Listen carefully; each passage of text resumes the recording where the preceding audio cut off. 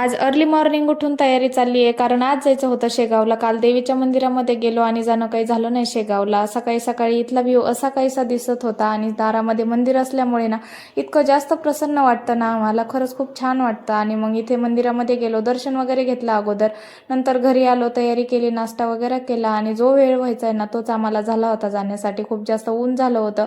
मग तिकडून आम्ही शेगावला गेलो आणि शेगावला गेल्याच्या नंतर गाडी वगैरे पार्क केली आणि तिकडून गेलो. मग इथं ना फोटो वगैरे काढायला जास्त इतकं काय अलाउड नाही आहे, म्हणून जेवण वगैरे करतानाच फक्त मी व्हिडिओची एक क्लिप घेतली होती, मंदिरामध्ये काही घेता नाही आली. आणि इथलं जेवण ना खरंच खूप जास्त टेस्टी असतं, म्हणजे 5 स्टार हॉटेलला सुद्धा हे जेवण फक्त पाडतं. त्यानंतर आम्ही बाहेर आलो आणि थोडीफार काही शॉपिंग करावं म्हटलं, पण इतकं जास्त ऊन होतं ना मग काहीच घेतलं नाही. पण ह्या सापासोबत माझं असं काही खेळणं चाललं होतं जरासं.